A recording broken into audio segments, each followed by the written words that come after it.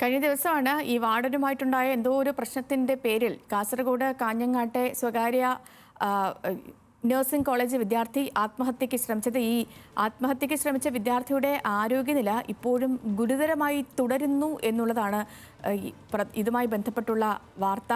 ഇന്നലെ നടന്ന ചർച്ചയ്ക്ക് പിന്നാലെ വിദ്യാർത്ഥികളുടെ പരാതിയിൽ പോലീസ് കേസെടുത്തു. ആരോപണ വിധേയനായ വാർഡനെ മാറ്റിയതായി ആശുപത്രി അധികൃതരും അറിയിച്ചിട്ടുണ്ട്. പോലീസ് അതിക്രമത്തിൽ പ്രതിഷേധിച്ച് യൂത്ത് കോൺഗ്രസ് ഇന്ന് ഡിവൈഎസ്പി ഓഫീസിലേക്ക് മാർച്ച് നടത്തും. ആഷിഖ് റഹ്മാൻ ചേരുന്നുണ്ട്. ആഷിഖ്, ഈ പെൺകുട്ടിയുടെ ആരോഗ്യനിലയിൽ കാര്യമായ പുരോഗതി ഇല്ലെന്നാണോ ആശുപത്രി അധികൃതർ പറയുന്നത്? ഒപ്പം തന്നെ വിദ്യാർത്ഥി പ്രതിഷേധം വാർഡനെയൊക്കെ മാറ്റിയ സ്ഥിതിക്ക് കുറച്ചെങ്കിലും ശമിച്ചിട്ടുണ്ടോ?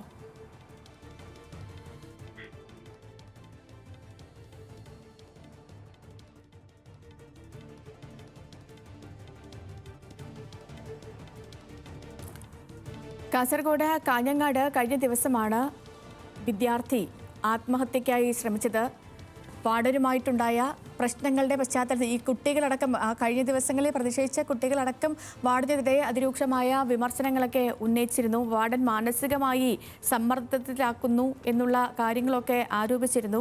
കഴിഞ്ഞ ദിവസവും ആശുപത്രിക്ക് മുന്നിൽ തടിച്ചുകൂടി വലിയ പ്രതിഷേധമുണ്ടായിരുന്നു. അതിൻ്റെ തലേ ദിവസം അന്നാണ് ആത്മഹത്യയ്ക്ക് ശ്രമിക്കുന്നത്. ആ ദിവസവും ഈ ഹോസ്റ്റലിന് മുന്നിൽ കുത്തിയിരുന്നുള്ള വലിയ പ്രതിഷേധമൊക്കെ ഉണ്ടായിരുന്നു. അപ്പോൾ ഈ പ്രതിഷേധത്തിൻ്റെയൊക്കെ പശ്ചാത്തലത്തിൽ വാർഡനെ മാറ്റിയിട്ടുണ്ട്. മാത്രമല്ല പോലീസ് കേസെടുത്തിട്ടുമുണ്ട്. ഒപ്പം തന്നെ ഈ പെൺകുട്ടി ആത്മഹത്യയ്ക്ക് ശ്രമിച്ച പെൺകുട്ടിയുടെ ആരോഗ്യനില ഗുരുതരമായി തന്നെ തുടരുകയാണ്. Ashiq, good morning. കേൾക്കാമെങ്കിൽ പറയാം. ആഷിഖ്, ഒരുപാട് കാര്യങ്ങളാണ്. ഒന്ന്, ഈ പെൺകുട്ടിയുടെ ആരോഗ്യനില ഇപ്പോഴും ഗുരുതരമായി തന്നെ തുടരുകയാണോ? അങ്ങനെയാണോ ആശുപത്രിയിൽ നിന്ന് ലഭിക്കുന്ന വിവരം? ഒപ്പം ഈ ചർച്ച നടന്നു, പോലീസ് കേസെടുത്തു, ഒപ്പം വാർഡനെ മാറ്റി. അപ്പോൾ ഈ ഒരു സാഹചര്യത്തിലൊക്കെ വിദ്യാർത്ഥി പ്രതിഷേധം കുറച്ചെങ്കിലും ഒക്കെ തണുത്തിട്ടുണ്ടോ? ഇതുമായി ബന്ധപ്പെട്ടുള്ള പുതിയ അപ്ഡേഷൻസ് എന്താണ്?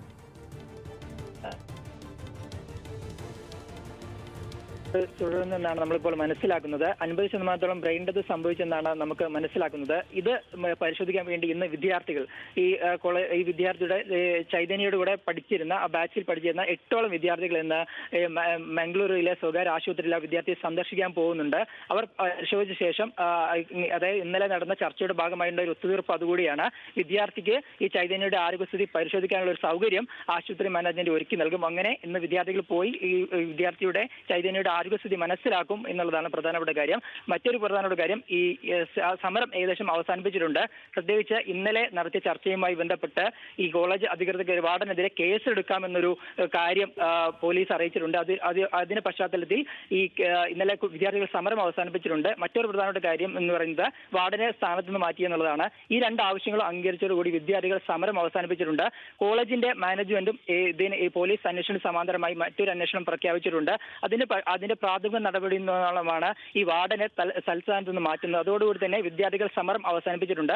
വിദ്യാർത്ഥികളുടെ ആവശ്യം ഇനി യഥാർത്ഥത്തിൽ അന്വേഷണം നടത്തി കുറ്റക്കാർക്കെതിരെ ശിക്ഷ നടത്തണം എന്നുള്ളത് മാത്രമാണ്. അതോടുകൂടി തന്നെ വിദ്യാർത്ഥികൾ സമരം അവസാനിപ്പിച്ചിട്ടുണ്ട്. എന്തായാലും ഇനി പോലീസിന്റെ അന്വേഷണമാണ് പുരോഗമിക്കാനുള്ളത്. വാർഡനെ അടക്കം ചോദ്യം ചെയ്യുന്ന നടപടിയിലേക്ക് പോകുമെന്നാണ് പോലീസും അറിയിച്ചിട്ടുള്ളത്. എന്തായാലും വിദ്യാർത്ഥിയുടെ ഈ ചൈതന്യയുടെ ആരോഗ്യസ്ഥിതി ഗുരുതരമായി തന്നെ തുടരുന്നു. അത് പരിശോധിക്കാൻ വേണ്ടി ഇന്ന് 8ഓളം വിദ്യാർത്ഥികൾ ഇന്ന് മംഗളൂരിലെ സ്വകാര്യ ആശുപത്രിയിൽ ആ വിദ്യാർത്ഥിയെ സന്ദർശിക്കുമെന്നുള്ളതാണ് ഏറ്റവും പുതിയ അപ്ഡേഷൻ ചെയ്തു. ശരി ആഷിഖ്.